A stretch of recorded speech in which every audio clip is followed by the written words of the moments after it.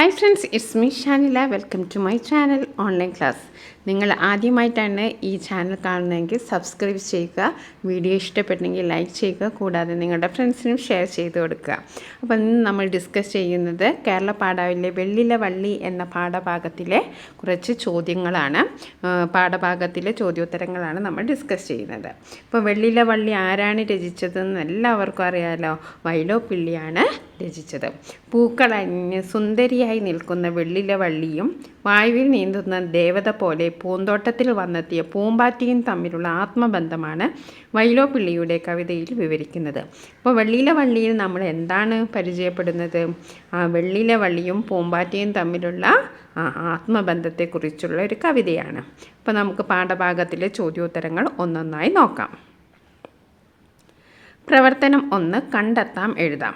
വെള്ളില വള്ളിയുടെ മനോഹാരിത എങ്ങനെയാണ് കവിതയിൽ വർണ്ണിച്ചിരിക്കുന്നത്?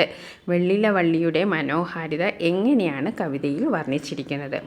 കമ്മലിനൊക്കുന്ന പൂവുകൾ, അതിനടുത്ത് പരിശുദ്ധവും പട്ടുപോലെ മൃദുലവുമായ ഇലകൾ, അതിനു താഴെ മൃദുലവും പച്ച നിറത്തിലുമുള്ള ഇലകൾ, ഇങ്ങനെ വെള്ളില വള്ളി സുന്ദരിയായി തിളങ്ങുന്നതായാണ് വർണ്ണിച്ചിരിക്കുന്നത്.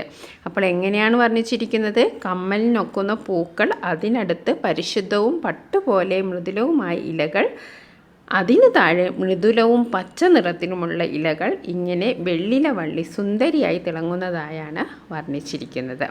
ഇനി നമുക്ക് രണ്ടാമത്തെ ചോദ്യം നോക്കാം. സുന്ദരിയായ പൂമ്പാറ്റയെ വർണ്ണിക്കാൻ കവി ഉപയോഗിച്ച വിശേഷണങ്ങൾ എന്തെല്ലാമാണ്? എഴുതൂ. വായുവിൽ നീന്തുന്ന സുന്ദരിയായ ദേവതയെ പോലെയും ഭൂമിയിലേക്ക് വിരുന്നു വരുന്ന മഴവില്ലിൻ്റെ മകളെ പോലെയും മനോഹരിയാണെന്നാണ് വിശേഷണങ്ങളാണ് പൂമ്പാറ്റയെ വർണ്ണിക്കാൻ കവി ഉപയോഗിച്ചിരിക്കുന്നത്. അപ്പോൾ എന്തൊക്കെയാണ് ഉപയോഗിച്ചിരിക്കുന്നത്?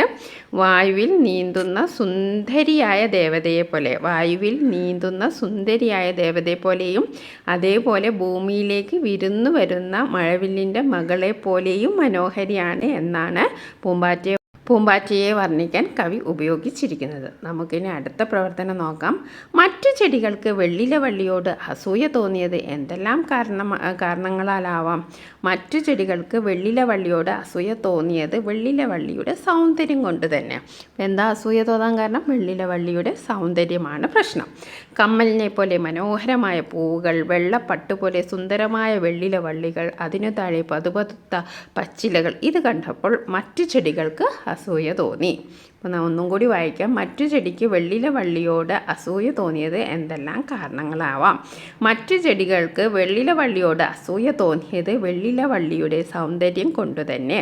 കമ്മലിനെ പോലെ മനോഹരമായ പൂവുകൾ, വെള്ളപ്പട്ടുപോലെ സുന്ദരമായ വെള്ളില വള്ളികൾ, അതിനു താഴെ പതുപതുത്ത പച്ചിലകൾ, ഇത് കണ്ടപ്പോൾ മറ്റു ചെടികൾക്ക് അസൂയ തോന്നി. ഇനി നമുക്ക് അടുത്ത ചോദ്യം നോക്കാം. പുണ്യത്താൽ ഇത് കൈവന്നു എന്ന് വെള്ളില വള്ളി കരുതാൻ കാരണം എന്തായിരിക്കും? അപ്പം വെള്ളില വള്ളി എന്താ പറയുന്നത്? പുണ്യമാണ് അല്ലേ? അത് പറയാൻ കാരണം എന്താണ്? ദേവതയെ പോലെയും മഴവില്ലിൻ്റെ മകളെ പോലെയും ശോഭിക്കുന്ന പൂമ്പാറ്റ വെള്ളില വള്ളിയിൽ പറന്നിരുന്നു. മറ്റു ചെടികൾ പൂമ്പാറ്റയെ മാടി വിളിച്ചെങ്കിലും അവൾ ചെന്നില്ല. അതുകൊണ്ടാണ് വെള്ളില വള്ളി ഇങ്ങനെ ചിന്തിച്ചത്: പുണ്യം കൊണ്ടാണ് പൂമ്പാറ്റ എൻ്റെ സമീപം എത്തിയതെന്ന്. അപ്പോൾ പൂമ്പാറ്റയും മറ്റു ചെടികളൊക്കെ വിളിച്ചെങ്കിലും ആരെടുത്താണ് പോയി ഇരുന്നത്? വെള്ളില വള്ളിയുടെ അടുത്താണ് ഇരുന്നത്. അതുകൊണ്ടാണ്, പുണ്യം കൊണ്ടാണ് പൂമ്പാറ്റ തൻ്റെ സമീപം എത്തിയത് എന്നാണ് വെള്ളില വള്ളി കരുതുന്നത്. നമുക്ക് അടുത്ത ചോദ്യം നോക്കാം. പ്രവർത്തനം 2, കവിതയ്ക്ക് ഈണം നൽകി ചൊല്ലി അവതരിപ്പിക്കുക. പാഠഭാഗത്തിലെ കവിതയ്ക്ക് ഉചിതമായ ഈണം കണ്ടെത്തി ചൊല്ലി നോക്കുക. അപ്പം നിങ്ങൾ നല്ല ഈണത്തിൽ ചൊല്ലി നോക്കുക. ഇനി അടുത്ത ചോദ്യം നോക്കാം. വെള്ളില വള്ളി എന്നാൽ വെള്ളിലകളുള്ള വള്ളി. പച്ചിലകൾ എന്നാലോ പച്ച നിറത്തിലുള്ള ഇലകൾ, അതായത് പച്ചയായ ഇലകൾ. ഇനി പവിഴ ചുണ്ട് എന്ന് പറഞ്ഞാൽ എന്താ? പഴവിയം പോലുള്ള ചുണ്ട്. പൂമ്പൊടി എന്ന് പറഞ്ഞാൽ എന്താണ്? പൂവിൻ്റെ പൊടി. ഇനി കൂടുതൽ ഉദാഹരണങ്ങൾ കണ്ടെത്തി എഴുതാനാണ്. ഓക്കെ. പൂച്ചെടി, പൂക്കൾ നിറഞ്ഞ ചെടി, പൂവിട്ട് നിൽക്കുന്ന ചെടി. ചെറു പൂമ്പാറ്റ എന്ന് പറഞ്ഞാൽ ചെറിയ പൂമ്പാറ്റ. ചെറു ചില്ലകൾ എന്ന് പറഞ്ഞാൽ ചെറിയ ചില്ലകൾ. ഓക്കെ. നമുക്ക് അടുത്ത പ്രവർത്തനം നോക്കാം. പ്രയോഗങ്ങൾ കണ്ടെത്താം. മഴവില്ലിൻ മകൾ എന്നോണം, മഴവില്ലിൻ്റെ മകളെ പോലെ. ദേവത എന്നോണം, ദേവതയെ പോലെ. ഇത്തരം കൂടുതൽ പ്രയോഗങ്ങൾ കണ്ടെത്തും. അപ്പോൾ മഴവില്ലിൻ മകൾ എന്നോണം എന്ന് പറഞ്ഞാൽ എന്താ? മഴവില്ലിൻ്റെ മകളെ പോലെ. ഓക്കെ. ദേവത എന്നോണം എന്ന് പറഞ്ഞാൽ ദേവതയെ പോലെ. ഓക്കെ. അതേപോലെ തന്നെ കമ്മലിനൊക്കും പൂകൾ, കമ്മൽ പോലുള്ള പൂവുകൾ, കമ്മൽ പോലുള്ള പൂവുകൾ. നിർമ്മല വെള്ളപ്പട്ടിലകൾ, നിർമ്മലമായ വെള്ളപ്പട്ട് പോലെയുള്ള ഇലകൾ. മരതക വർണ്ണ പച്ചില, മരതകത്തിൻ്റെ നിറമുള്ള പച്ച ഇല. പവിഴ ചുണ്ടുകൾ എന്ന് പറഞ്ഞാൽ പവിഴം പോലുള്ള ചുണ്ടുകൾ. ഒന്നുകൂടി വായിക്കാം. നിർമ്മല വെള്ളപ്പട്ടിലകൾ, നിർമ്മലമായ വെള്ളപ്പട്ട് പോലെയുള്ള ഇലകൾ. മരതക വർണ്ണ പച്ചില, മരതകത്തിൻ്റെ നിറമുള്ള പച്ചയില. പവിഴ ചുണ്ടുകൾ, പവിഴം പോലുള്ള ചുണ്ടുകൾ. നമുക്ക് അടുത്ത ചോദ്യം നോക്കാം. പ്രവർത്തനം 4 എഴുതി നോക്കുക. മുത്തുകൾ പോലിലകൾക്കിടയിൽ ചെറുമുട്ടകൾ ഇട്ടു പൂമ്പാറ്റ ആയിലകൾക്കടിഭാഗം മുട്ടകൾ 1000 അപ്പോൾ ചിറകു വിരുത്തി ടാറ്റ കാട്ടി ചിക്കുന്നവൾ പോയി മറവായി. ഏറെ കാലം കഴിഞ്ഞ് പൂമ്പാറ്റ തിരിച്ചു വന്നപ്പോൾ ഉണ്ടായ അനുഭവങ്ങൾ എന്തായിരിക്കും? എഴുതി നോക്കുക. ഇപ്പോൾ കുറേ മുട്ടയൊക്കെ ഇട്ട് പൂമ്പാറ്റ പോയി. കുറേ കാലം കഴിഞ്ഞിട്ട് പൂമ്പാറ്റ തിരിച്ചു വന്നു. അപ്പോൾ ഉണ്ടായ അനുഭവങ്ങൾ എന്തൊക്കെയാണെന്ന് എഴുതി നോക്കാനാണ്. പൂമ്പാറ്റ മുട്ടയിട്ട് പറന്നുപോയി. കുറേ കാലം കഴിഞ്ഞ് അവൾ തിരിച്ചു വന്നു. തൻ്റെ കുഞ്ഞുങ്ങളായ പൂമ്പാറ്റകളെ കാണാനാവും അവൾ തിരിച്ചു വന്നിരിക്കുക. അവൾ പൂന്തോട്ടത്തിലെത്തി. വെള്ളിലവള്ളി എവിടെ? ഇലകളെല്ലാം പുഴു തിന്ന് നശിപ്പിച്ച ഒരു കോലമായ വെള്ളിലവള്ളി. അവളുടെ രൂപഭംഗി പോയി, ആഹ്ലാദം പോയി. എല്ലാം നഷ്ടപ്പെട്ട അവളെ പൂമ്പാറ്റ നോക്കി നിന്നു. കണ്ണീർ പൊഴിച്ചു. പോയ കാലത്തെ ഓർത്ത് നെടുവീർപ്പിട്ടു. ഓക്കെ, ഇനി അടുത്ത ചോദ്യം നോക്കാം. സംഭാഷണം എഴുതാം. വെള്ളിയിലെ വള്ളി പൂമ്പാറ്റ വന്നിരുന്നപ്പോൾ രണ്ടുപേർക്കും വളരെയധികം സന്തോഷം തോന്നി. അവർ തമ്മിൽ അപ്പോൾ നടന്നിരിക്കാനിടയുള്ള സംഭാഷണം എന്തായിരിക്കും? ഊഹിച്ച് എഴുതി നോക്കുക. അപ്പോൾ വെള്ളിയിലെ വള്ളി മുട്ടയിട്ട് പോയി, എന്നിട്ട് കുറേ കാലത്തിന് ശേഷം തിരിച്ചു വന്നാണ്. അപ്പോൾ അവർ തമ്മിലുള്ള സംഭാഷണം. അപ്പോൾ വെള്ളിയിലെ വള്ളി പറയുകയാണ്, പൂമ്പാറ്റേ നിനക്ക് സ്വാഗതം. വെള്ളിലെ വള്ളി, പൂമ്പാറ്റേ നിനക്ക് സ്വാഗതം. പൂമ്പാറ്റ, വെള്ളിലെ നീ പൂവിട്ടല്ലോ. വെള്ളിലെ വള്ളി, അതേ ചങ്ങാതി, ഞങ്ങൾ അങ്ങനെയാണ്, വസന്തമായ പൂവിടും. അക്കാര്യം നിനക്കറിയില്ലേ? പൂമ്പാറ്റ, അറിയാം, അതല്ലേ ഞാൻ വന്നത്. ഇത്തിരി തേൻ കുടിക്കാം, പൂമ്പൊടിയും തിന്നാം.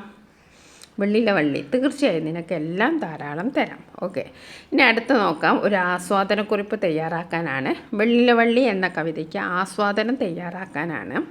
ഓക്കെ, അപ്പോൾ വെള്ളിയിലെ വള്ളി എന്ന കവിത വൈലോപ്പള്ളി ശ്രീധരമേനോൻ്റെ കവിതയാണ്.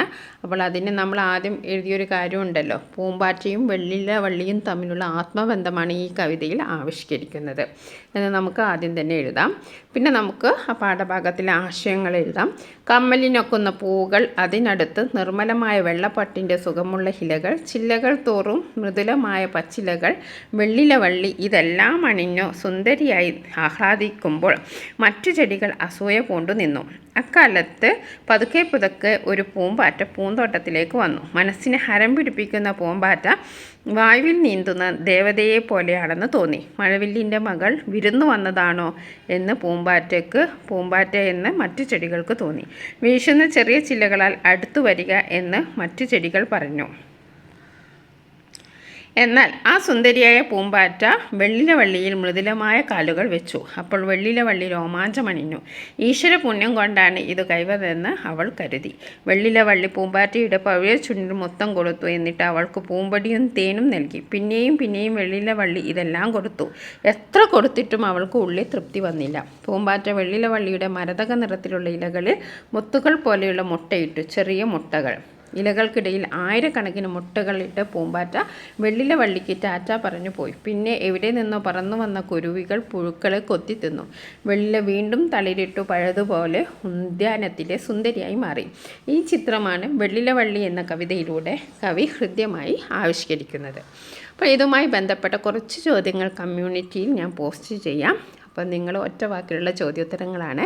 അതിന് നിങ്ങൾ ഉത്തരം എഴുതാൻ ശ്രമിക്കുക. വെള്ളിയിലെ വള്ളി എന്ന കവിത നല്ലവണ്ണം വായിക്കുക. കൂടാതെ പാഠഭാഗത്തിലെ ചോദ്യോത്തരങ്ങളൊക്കെ നിങ്ങൾ നല്ലവണ്ണം വായിച്ച് പഠിക്കുക. ഇനി നമുക്ക് മാർച്ചിലെ ആനുവൽ എക്സാമിന് ക്വസ്റ്റ്യൻസ് ഒക്കെ നമുക്ക് ഇതുമായി ബന്ധപ്പെട്ടുള്ള ക്വസ്റ്റ്യൻസൊക്കെ ഡിസ്കസ് ചെയ്യേണ്ടതാണ്. Okay, thank